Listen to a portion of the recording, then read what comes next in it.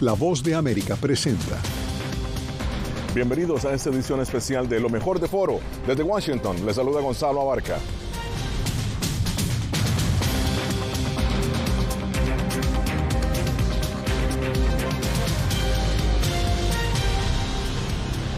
Este año se realizó en Los Ángeles, California, la 9ª Cumbre de las Américas y se hizo con un telón de fondo de una pandemia que ha devastado prácticamente todo el continente, la economía debilitada y también una democracia que no toma tracción en muchos países del continente, de acuerdo a organismos de derechos humanos y civiles. Sobre el legado de este foro interamericano me acompañó la expresidenta de Costa Rica, doña Laura Chinchilla, y la exvicepresidenta de Colombia, Marta Lucía Ramírez. A la expresidenta Chinchilla le pregunté sobre el compromiso de los países con los acuerdos del encuentro. Esto fue lo que respondió. Falta un poco más de voluntad política para poder pensar en plataformas regionales. Lo pongo en estos términos. América Latina viene saliendo de la peor de sus crisis en los últimos 100 años y en momentos tan complejos como cuando América Latina llegó a tener 30% de las muertes del mundo por COVID, con tan solo 8% de la población, recibía apenas 7% de las vacunas del mecanismo COVAX, y fuimos incapaces de hablar con una sola voz para poder gestionar regionalmente las ayudas que necesitábamos. Lo mismo ha pasado en materia económica, es decir, no pareciera haber interés, por lo menos de parte de algunos gobernantes, de hacer planteamientos a escala regional. Las intenciones del presidente Biden son las mejores, pero me temo que América Latina misma no tiene mucho interés en que se le ayude, y eso también se refleja en una región que ha venido perdiendo cada vez más relevancia a nivel global. Ahora, señora vicepresidenta Ramírez, ¿cuál fue el compromiso que sobre la migración venezolana logró su país con Estados Unidos en esta cumbre? ¿Cómo contener al menos lo que las instituciones de derechos humanos llaman la peor crisis humanitaria del continente? Bueno, ustedes saben que Colombia tal vez es el único país que puede poner la cara en alto con orgullo y decir hemos sido el país más solidario, el más generoso, el más responsable, porque aquí tenemos que entender que el tema de la migración también implica un principio de corresponsabilidad. Si Colombia cerrara los ojos y dijera que todos sigan subiendo para Estados Unidos, pues acá habría por lo menos 2 millones de personas más.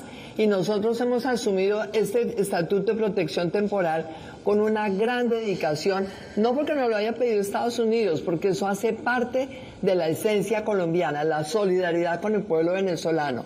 Pero acá no nos podemos olvidar que este tema de la migración es la consecuencia de otra serie de problemas: la falta de oportunidad, la falta de desarrollo económico, la falta de inversión, la falta de una mirada de Estados Unidos a todo el hemisferio como parte realmente de un todo donde necesitamos el progreso de todos.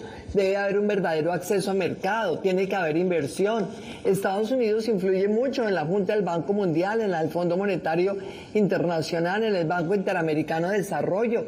Debería haber recursos de financiación de largo plazo para la reconversión de todo el aparato productivo, para integrar cadenas de valor enlautado a la producción de alimentos en la industria. Y de eso es que se trata realmente una cumbre como esta. Claro. Porque de lo contrario estaríamos simplemente haciendo una vez más el diagnóstico de la migración y no va a pasar nada. Bien, señora expresidenta Chinchilla, voy a retomar lo que ha dicho usted sobre la voluntad política.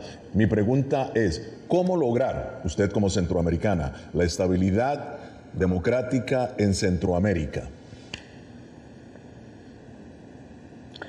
Sí, Gonzalo, gracias. Quiero comentar nada más brevemente sobre precisamente las reflexiones de la señora vicepresidenta, de Marta Lucía, en el sentido de que efectivamente hay que ir mucho más allá de las buenas intenciones.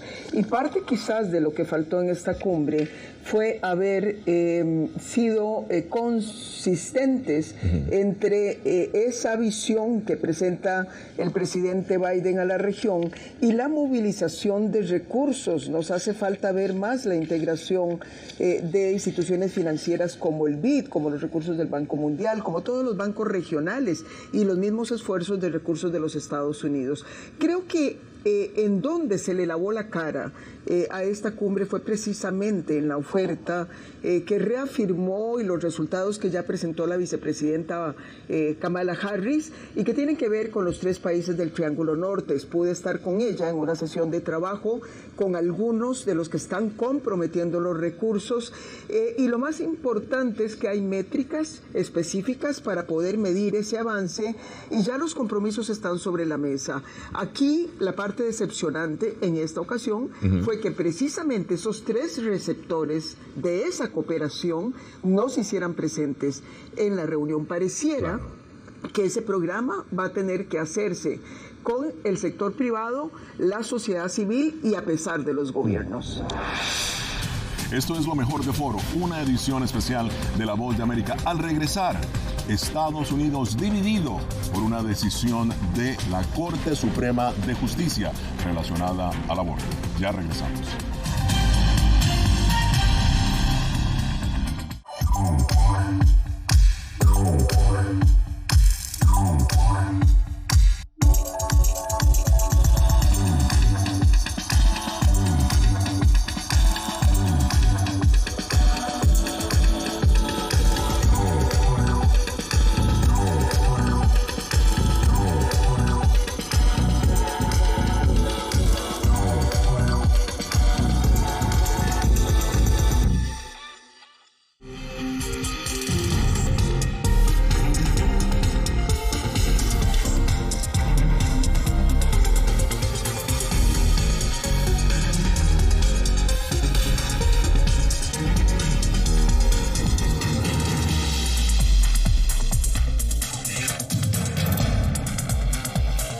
Venezuela 360, cada semana por La Voz de América. La Voz de América te invita a ser parte de nuestra familia a través de las redes sociales. Encuentra en tu muro las últimas noticias de tu país en su conexión con Estados Unidos, la región y el mundo. Historias que empoderan las voces latinoamericanas de política, economía, salud, actualidad, balanceadas y precisas. Únete a un equipo de origen hispanoamericano que trabaja para conectarte con los tuyos. Síguenos en Facebook y conviértete en protagonista de una historia que tú mismo ayudarás a construir.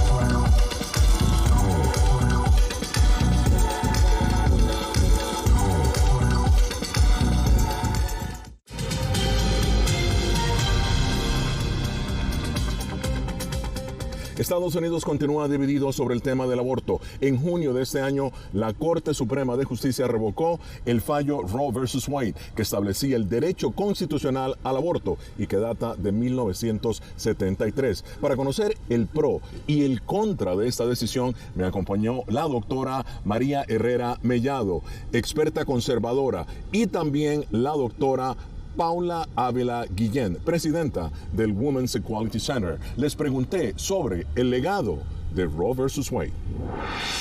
Mira, el legado, y yo siempre he dicho, Roe fue el piso. Y parte, creo que de la razón por la cual hoy no existe es porque nunca luchamos para que se ratificara y fuera un poquito más allá. Pero el legado era que protegía que las decisiones que se tomaran en la esfera privada fueran algo que no le pertenecía a los estados, que le pertenecía a la persona que está afectada. Y la razón de hacer esto es porque en los países, y me alegra que hablemos de Guatemala y quisiera que habláramos de El Salvador y de Nicaragua y de Honduras, que son los países que criminalizan el aborto completamente o muy parecido a cómo va a pasar en los estados, y es que las políticas de criminalización nunca reducen los números de abortos. La persona y la mujer que va a abortar lo va a hacer independiente del estatus legal. Lo que cambia es cómo aborta. Si lo hace en situaciones de salubridad, si los hace en situaciones de higiene, si tiene el privilegio de viajar a otros lugares o si lo va a tener que hacer en situaciones que no son seguras. Todos los países que tienen criminalización absoluta del aborto, tienen problemas de mortalidad materna muy altos, tienen problemas de criminalización de mujeres que incluso tienen pérdidas naturales de los embarazos y que no pueden probar en ese momento que lo que tuvieron fue una pérdida natural, y se estima aproximadamente que va a subir un 13% la mortalidad materna en los estados que están prohibiendo el aborto en este momento en Estados Unidos para el siguiente año, y después que suba un 24% en esos estados. Ahora, María, voy a retomar lo que está diciendo precisamente Paula. ¿Qué deja, en tu opinión, Roe versus Wade en la sociedad estadounidense? ¿Y por qué está en este momento su derogatoria ha resultado tan polémica? Deja a millones de niños estadounidenses muertos, asesinados por madres y por padres irresponsables, y por legisladores y políticos como Joe Biden y los congresistas y senadores que han apoyado estas políticas de infanticidio. Por otra parte, deja un legado que dañó durante muchos años y que ensució la Constitución de los Estados Unidos, que en ningún momento reconoce el derecho al aborto, porque no es un derecho, porque acabar con la vida de un ser no nacido no puede ser nunca un derecho, porque como política pública debemos defender la vida a toda costa, porque la vida sí es un derecho natural, porque la vida sí está reconocida en todas las constituciones del mundo. Veamos, porque yo sé que Paula quiere intervenir ahora, pero primero vamos a ver lo que dijo el expresidente Donald Trump sobre este tema. La Corte entregó una victoria a favor de la Constitución, una victoria a favor de la majestuosidad de la ley, pero sobre todo una victoria a favor de la vida. Bueno, Paula, tu opinión, el expresidente Donald Trump diciendo que ha sido un fallo a favor de la vida. Yo siempre me pregunto cuando escucho ese tipo de circunstancias, ¿qué pasa con la niña de 12 años que ahora va a ser obligada a parir a su hermano? ¿Qué va a pasar con la mujer que tiene un embarazo ectópico y que los médicos no van a saber cómo atenderla porque sencillamente ya han pasado los casos, tienen que llamar primero a sus abogados para saber si legalmente pueden atenderla o no?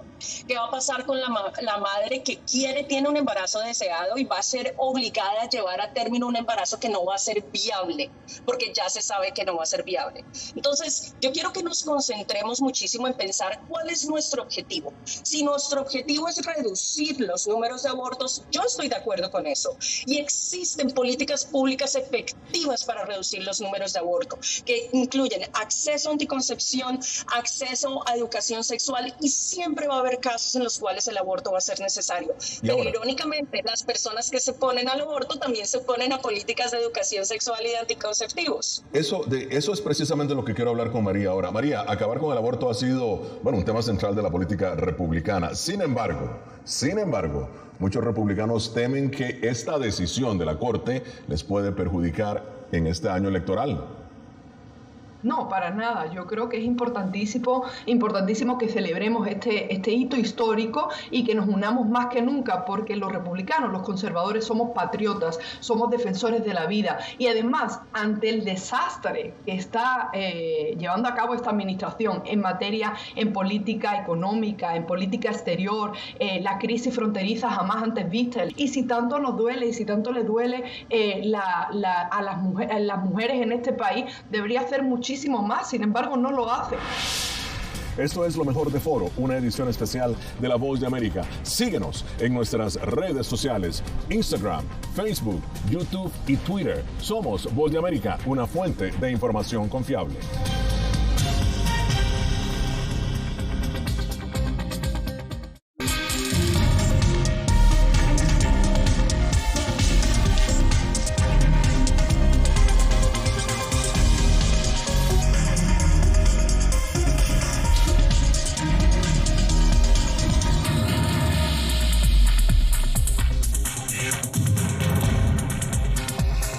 Venezuela 360, cada semana por La Voz de América. ¿Qué tal? Desde Washington comienzan las noticias en El Mundo al Día. Día a día, desde la capital de Estados Unidos y donde se producen las noticias que más te impactan. El objetivo es llegar al otro lado de la frontera para pedir asilo. La Voz de América te conecta con El Mundo al Día. Los hechos más allá de la noticia. Para que tomes decisiones bien informadas. En el lenguaje que quieres, donde quieras y como prefieras. Conéctate con El Mundo al Día.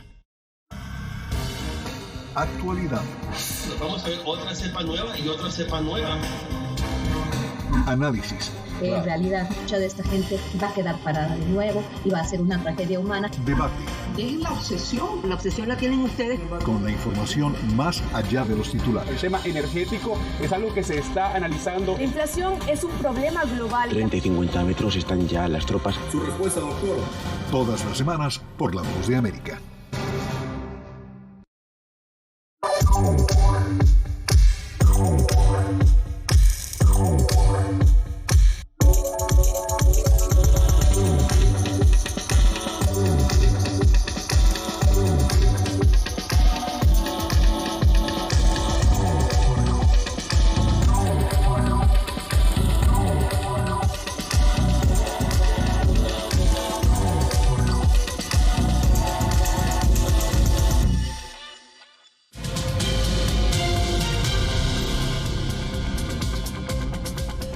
La salud pública sigue siendo tema principal en la agenda ciudadana y política de Estados Unidos. En agosto, el presidente Joe Biden declaró el brote de la viruela del mono como una emergencia de salud pública.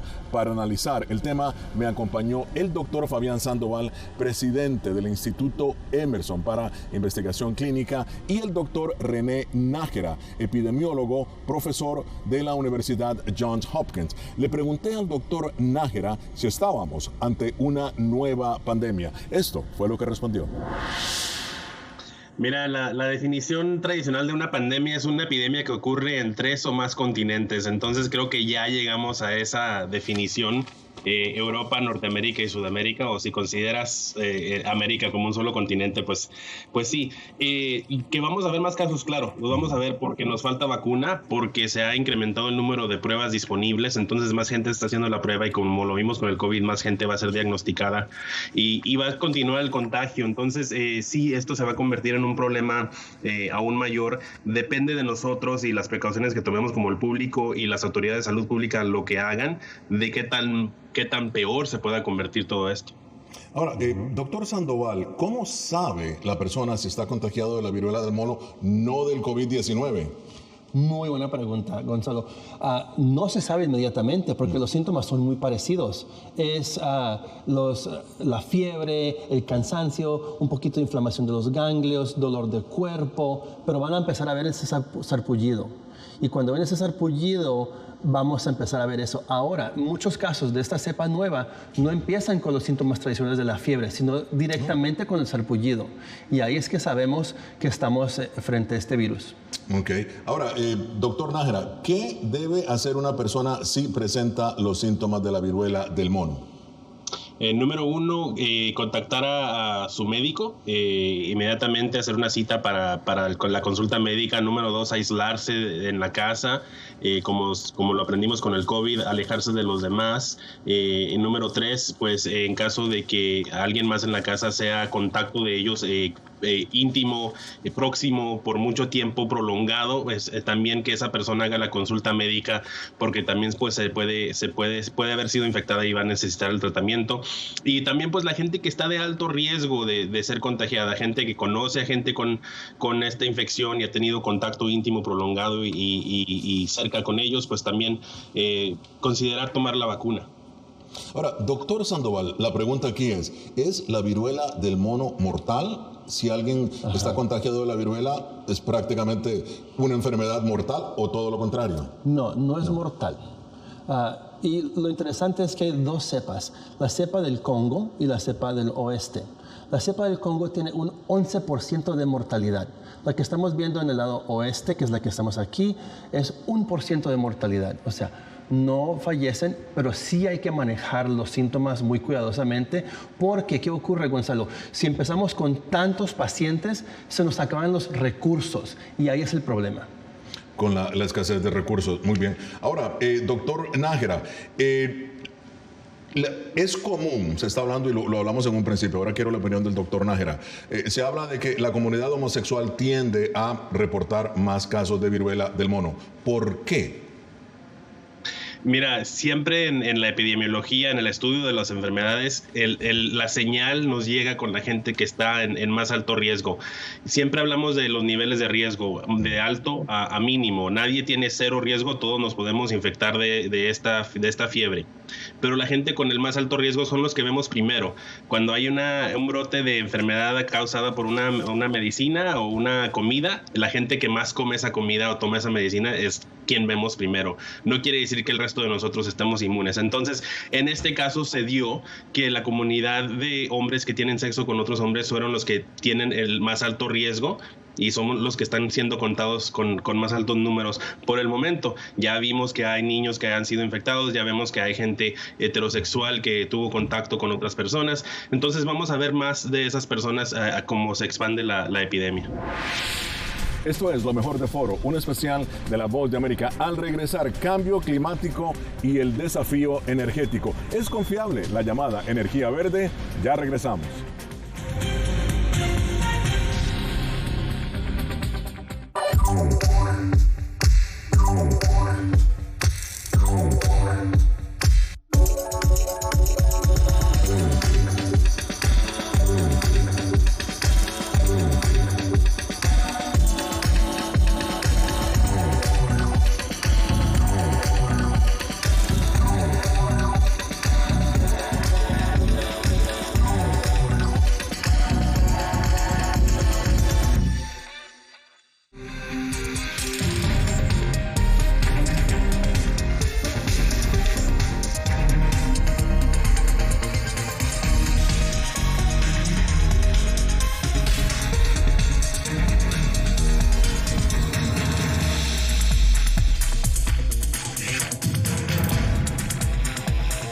Venezuela 360, cada semana por La Voz de América.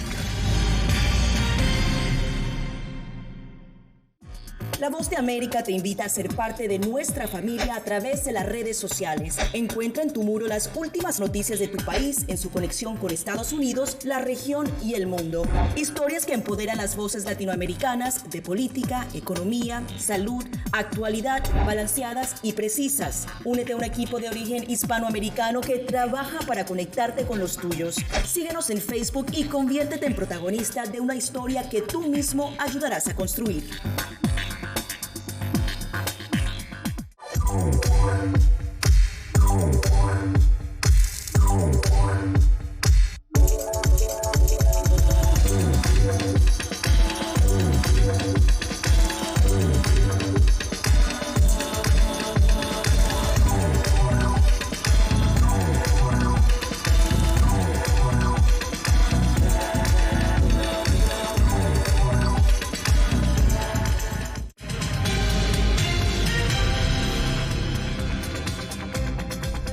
Como nunca antes, la crisis climática golpea cada continente del mundo. Sequía en las Américas y África, inundaciones en Asia, destrucción de cultivo y migraciones forzadas son solamente algunos de los impactos inmediatos de este fenómeno. Pero, ¿cuál es verdaderamente el gran desafío energético y cómo afecta al clima? Para esto me acompañó en foro el doctor Tomás González, quien es exministro de Energía de Colombia. También Javier Sierra, del Sierra Club, la organización ambientalista más grande de Estados Unidos, y Krishna Murphy, quien es miembro del Fondo de Naciones Unidas para la Alimentación. Le pregunté a Krishna sobre los efectos en América Latina. Mira, yo te puedo decir que el cambio climático está teniendo muchísimos impactos en la seguridad alimentaria. Lo que está viendo comentado es el impacto en la producción agrícola. Y bien lo mencionaba Catherine en su reporte. Actualmente se espera que haya pérdidas catastróficas. Este año incluso, en lo que va del año, ya se han perdido más del 20% de la producción de frijol en un solo evento en las inundaciones de Guatemala.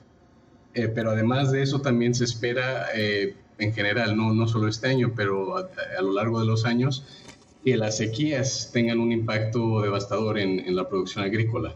Te puedo comentar que en el corredor seco de Centroamérica, que es la parte occidental, la parte del Pacífico de países como Guatemala, El Salvador, Honduras, Nicaragua, en los últimos 20 años han sido años de bajas de lluvia. y eso también está teniendo un impacto devastador en las comunidades, en la producción que tiene. Ahora, Tomás, estamos ante una nueva, ¿crees tú, una nueva disrupción de las cadenas de suministro de igual o mayor magnitud a lo que ocurrió por culpa de la pandemia, ahora por cuenta del calentamiento global, obviamente? Pues es difícil saberlo con precisión. Lo que sí nos dicen los científicos del clima es que el cambio climático hace más probable que haya eventos extremos de clima. Nos dicen también que es difícil atribuirle a un evento específico qué tanto dependió de los cambios de clima, pero sí sabemos que se van a hacer más frecuentes y las cadenas de logística van a tener que adaptarse sin lugar a dudas. Pero estos eventos extremos tienen un gran impacto que afecta siempre a los más vulnerables, pérdidas de ingresos, problemas con la disponibilidad de alimentos, pero cuando nos vamos al lado de la solución, cuando pensamos en lo que tenemos que hacer para combatir el cambio climático, también encontramos ahí un montón de retos que afectan además particularmente a los más vulnerables. Lo que las sociedades nos han mostrado es que a medida que se van desarrollando, requieren más energía para mejorar su consumo, mejorar su bienestar, mejorar su calidad de vida. La energía y el progreso van de la mano. Lo que estamos teniendo que hacer ahora es cambiar el modelo de desarrollo. Lo que estamos teniendo que hacer es, necesitamos más energía, pero tiene que ser una energía más limpia. Y eso supone enormes retos, porque la energía que es de más altas emisiones, es energía que es mucho más conocida, es energía que conocemos las cadenas de logística, es energía que es más confiable, pero es energía que emite más. Y esa transición es lo que tiene tan preocupados a tantos gobiernos en América Latina. Claro. Ahora, Javier, ¿temes que esta sequía global que afecta a la agricultura, de la cual ha hablado Krishna, lleve a una mayor presión sobre el Amazonas, que ya está siendo devorado, por cierto, por la agricultura industrial? Realmente lo que está ocurriendo con el Amazonas, el pulmón del mundo, es realmente preocupante. Ya hay amplias zonas de la selva amazónica que se están convirtiendo en una sabana en lugar de en el pulmón del mundo. Yo creo que es importante hacer énfasis en que América Latina es la región del mundo más castigada por la crisis climática. Según el Banco Interamericano de Desarrollo, la región gasta el 4,5% de su Producto Interior Bruto en solo paliar las desastrosas consecuencias del clima extremo. Esto deja prácticamente nada o muy poco para el desarrollo y preparación de nuestras sociedades para confrontar el reto climático. Por otro lado, la región es riquísima en energía limpia y renovable. Chile, por ejemplo, es uno de los países del mundo con más recursos climáticos, con un desierto de Atacama riquísimo en potencial solar y una costa larguísima, prácticamente la más larga del mundo, que también con un enorme potencial eólico. Pero la región necesita ayuda de los países más ricos que han contribuido más a la crisis climática, como Estados Unidos, China, la Unión Europea, Australia, Canadá, etcétera. La cumbre climática de 2015 se comprometió a invertir $100.000 millones para que países emergentes se hagan más resilientes climáticamente y para dar el salto a una economía de energía limpia y renovable. Pero hasta el momento, estos solo han sido promesas huecas.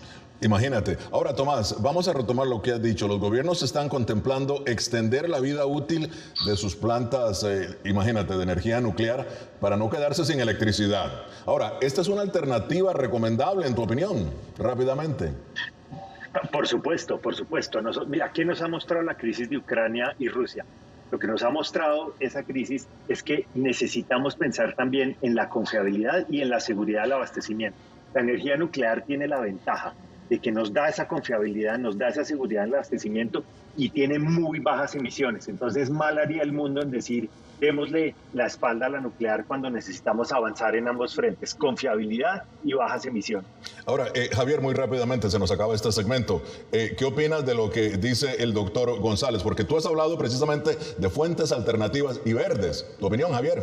La energía nuclear no es la solución. Construir una central nuclear pues se tarda entre 15 y 20 años, es extremadamente caro, extremadamente peligroso también. No tenemos este tiempo. La solución está en la energía limpia, la energía eólica, la energía solar, la energía de las corrientes marinas, de la geotermia, etcétera. En este sentido, la tecnología está avanzando a pasos agigantados. Ahora mismo la energía más barata del mundo con mucho es la energía solar. Hay un complejo solar Oriente Medio, ahora mismo que está generando 1 kilovatio hora por solamente $1.50 En Estados Unidos el consumidor promedio paga 10 veces más por la misma cantidad de energía. Las soluciones ya están aquí. Lo que no podemos es seguir con la misma historia de combustibles sucios y peligrosos. Llegamos así al final de esta edición especial de Lo Mejor de Foro. Desde Washington les habló Gonzalo Abarca. Los invito a que continúen viendo Foro la próxima semana con el análisis más allá de los titulares. Hasta pronto.